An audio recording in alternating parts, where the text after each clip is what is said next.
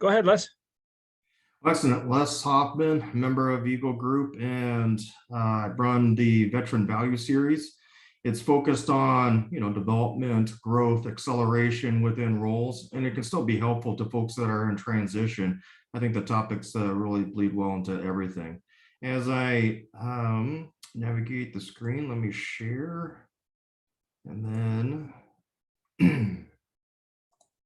let me also switch to PowerPoint, and then someone just confirm it's in PowerPoint so you can see figures and diagrams better. We're good to go? Yep, looks good. Excellent. So Except Benjamin is standing on his head, but other than that. So this topic was really about inflation, and I've got hit up a couple of times. One, people just like throwing out ideas in regards to, how's inflation really affecting folks? But then the second piece is it's kind of a scary thing in the amount and short runway that it's accelerated over, the last couple of months.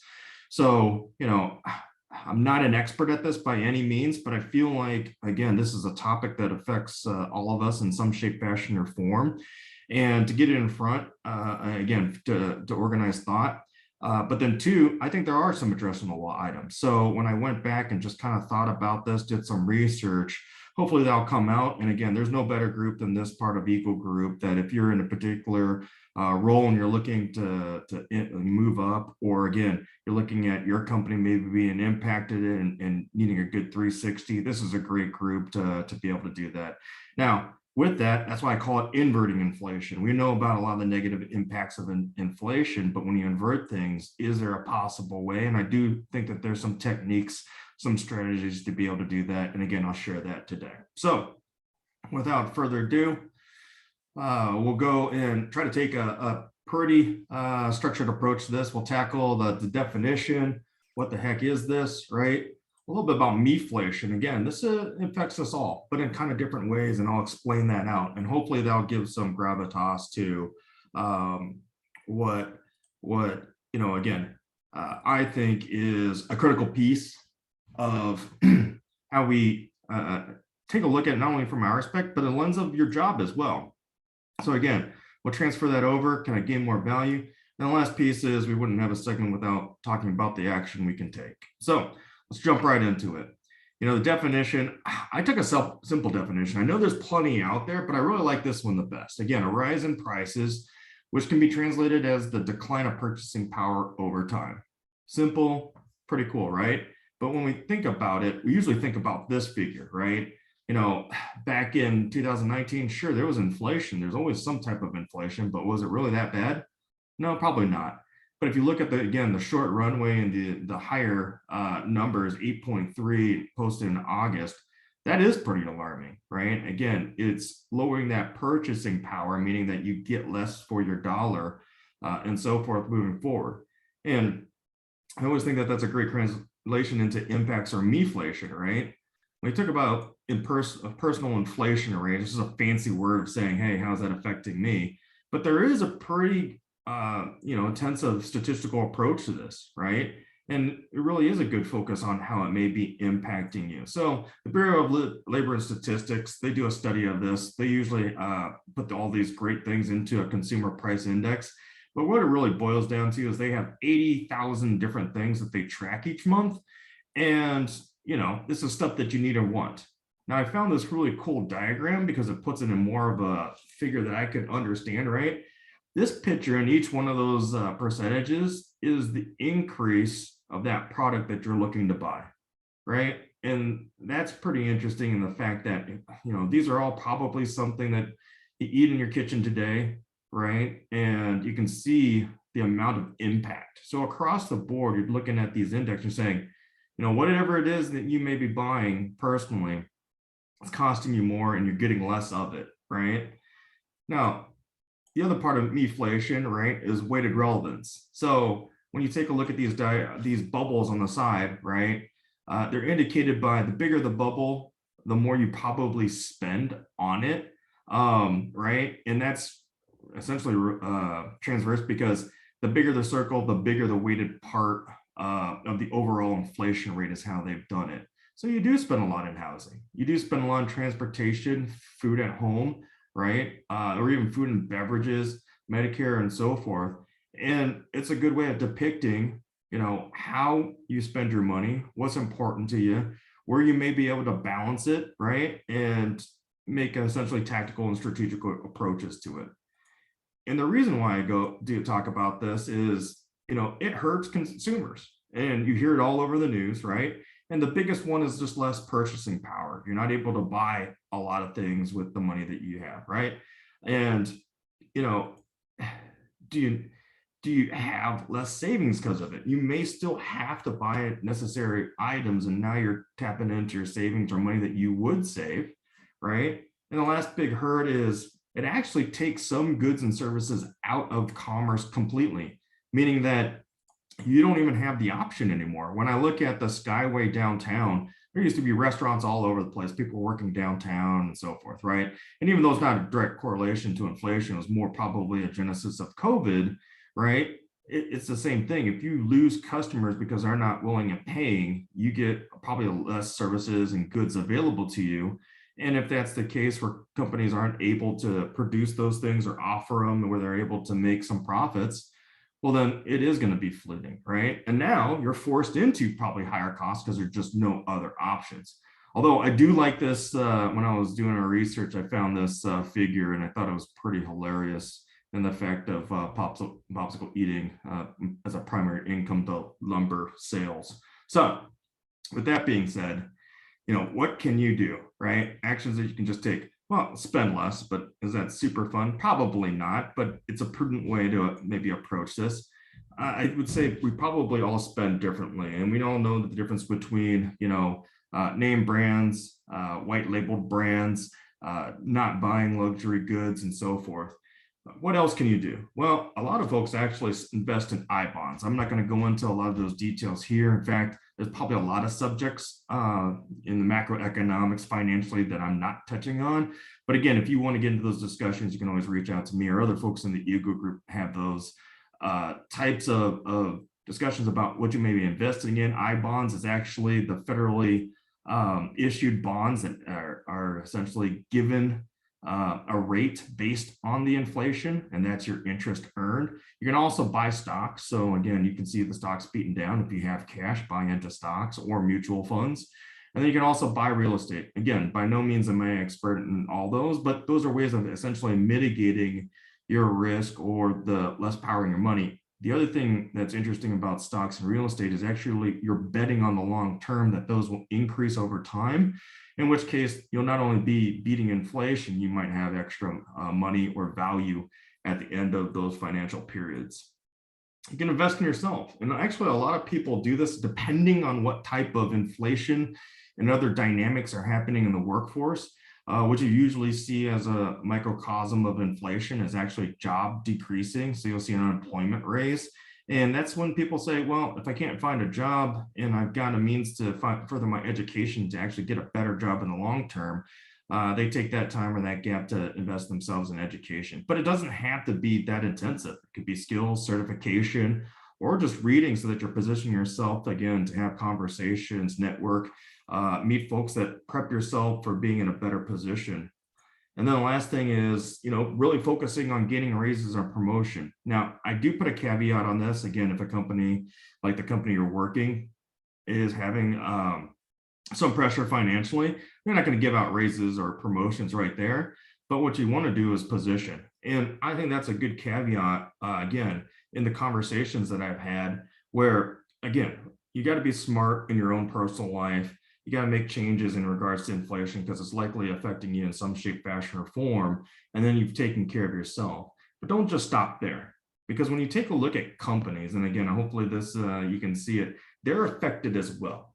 And what you see is higher wages in order to retain that talent, right? Increased cost of raw materials. We've seen that lumber prices across the board, fuel, plastics, some technology pieces, microchips are in short supply, right? And that, again, all drives higher costs, inventory carrying costs, overhead, even supply chain disruptions. Because now if you have a product, someone's willing to buy it at that high price, great. But if you don't have the product at all, you're not making any revenue, right?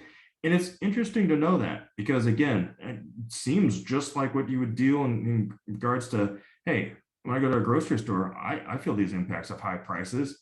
And it's good to understand that because you can correlate. It's not this scary place where only a few people in the company know this type of stuff. It may be the fact that they don't share it out because no one's asking. You want to be that individual that starts asking some of these questions. One, because you may be able to help. You actually might be part of purchasing, so you actually are part of these ROG. You may not know how much is affecting the company, so that'd be nice to know, right? So those are some simple things to maybe ask yourself or get involved with so that you are positioning. And I'll get into some of those a little bit more detail and share some examples later. But here's some other things. Higher interest rates means that it's higher cost for companies to borrow, and you've seen interest rates skyrocket. Again, same thing. If you want to borrow money for buying your house right now, it's higher than it was 2 months ago. It's also higher than it was 2 years ago. So stymied investments, again, CapEx, as we often hear from internally in the company, they may not be financing, or they may be changing or taking away money that projects that they've started. Foreign currency for international companies. And here's the key ones where consumers are affected: decreased in demand, essential goods, right? Stays the same, but the costs are effective. Longer periods of high inflation could drive unemployment. And again, you can read the others for yourself. The company and leaders of a company have to face all of these. Why? Because at the end of the day, they need to make profits. And again, if they don't, the business is not going to be in business very long, and those employees aren't going to be employed very long. So what the company needs is profitability. That's how they finance, again, these endeavors. Essentially, the CapEx is research, development, sometimes just keeping the lights on, right? So they need to make that profitability. They also need to be taking a look at expense reduction and doing just like a regular person would be doing, going to the supermarket and looking at saying, hey, do I really need this or do I need that? And it's good because in the fact of, if there are cheaper options out there or substitute options out there, this may be the time to do that. And again, be able to affect the company's bottom line. But the reason why I put an asterisk by this is sometimes it means layoffs. And again, if you start asking questions in a positive light, right, talking about what's the company doing? Do we need to look at alternatives? You can exhaust all the alternatives before it ever has to come to people. And if you're really good at it, you've probably found some solutions before it comes to layoffs, and it feels good being a part of that team. Rebalancing. So again, a lot of times when you talk about, in a good market, a lot of things are green lit, and you're trying a lot of things, and you're really trying to hit the market with multiple products, multiple services, multiple features and value props. Rebalancing sometimes means taking your portfolio and looking at it again, saying, what are we really making money at? What are we really doing to set ourselves apart in the market? What do our customers really love about? What's their experience?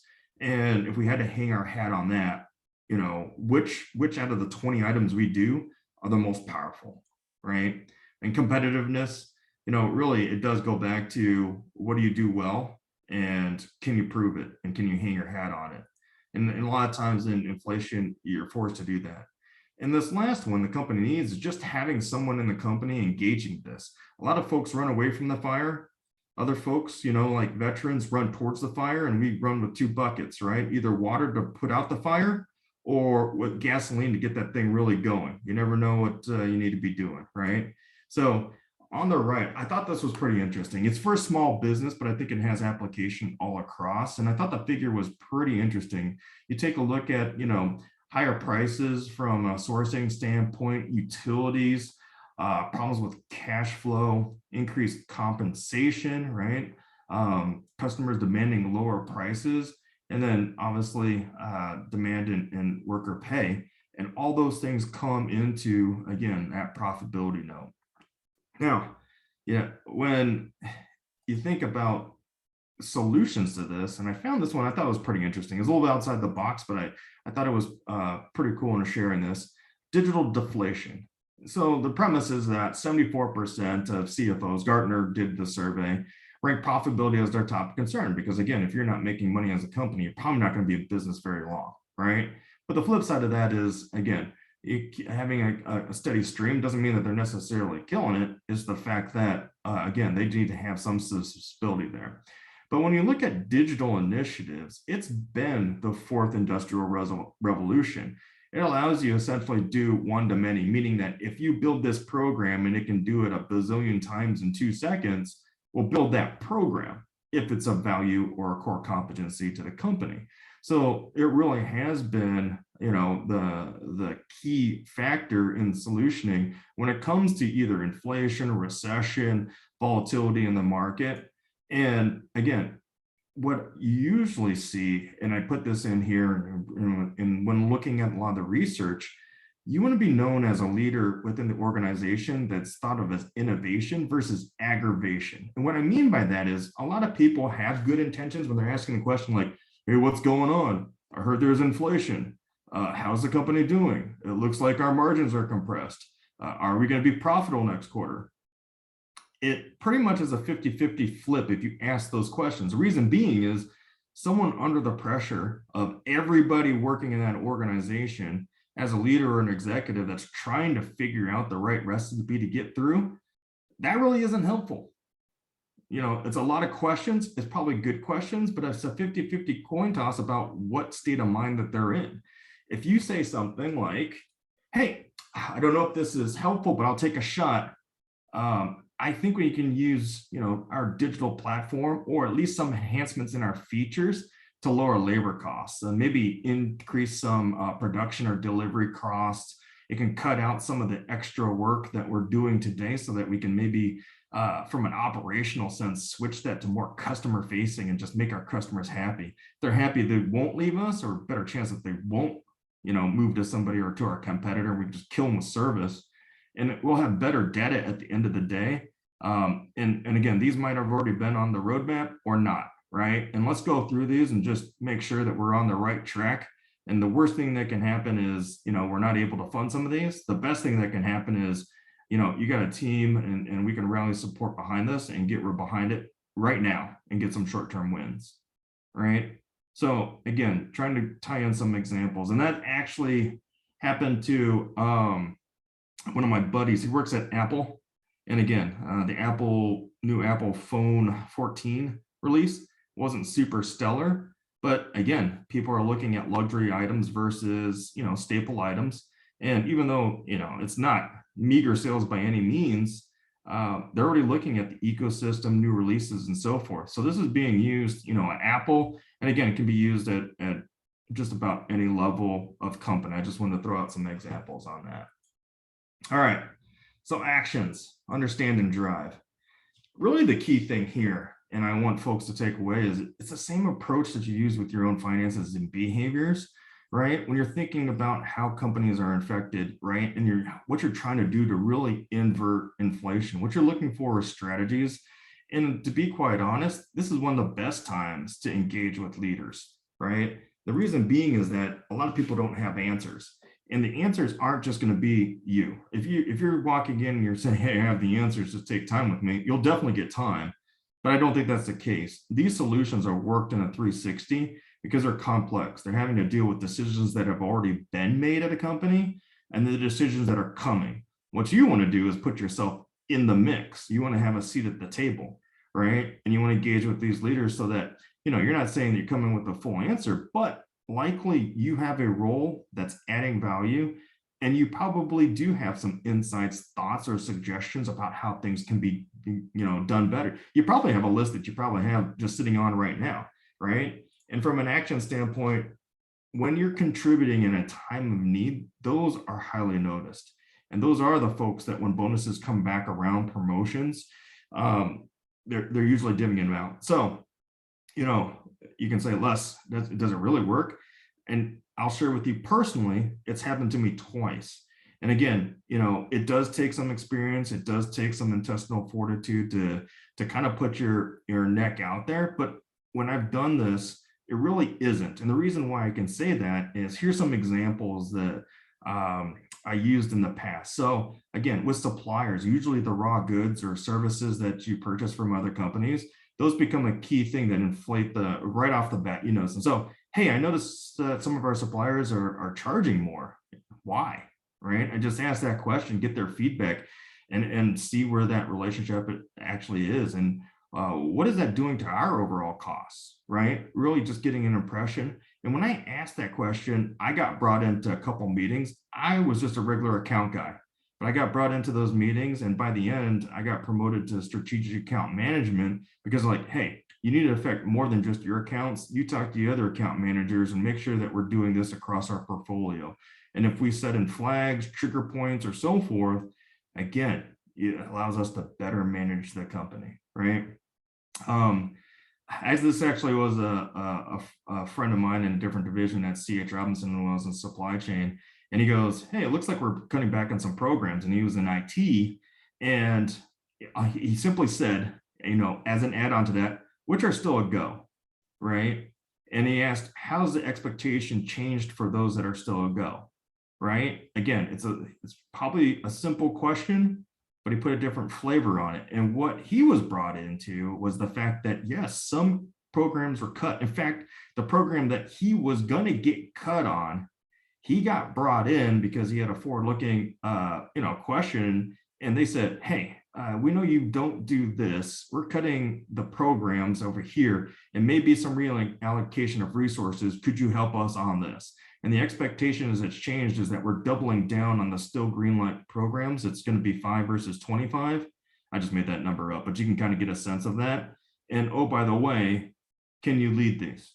Right? And the cool thing there was he didn't get promoted necessarily immediately. In fact, he didn't even know what his title was joining a new team, but he was able to look at that. And what was really cool was he shared context about the skill set of other folks that the executives didn't know. And he was able to bring more team members. And as a fact, they switched the programs and what was greenlit, but they kept everybody because he was able to explain out. And where he didn't explain out, he did share with me, his manager had a chance to share out, "Hey, these folks' skills would be great on this project. Hey, we thought we were going to do this, but we split up the team to try to conquer 25 versus 5. You're saying we're doubling down on just 5.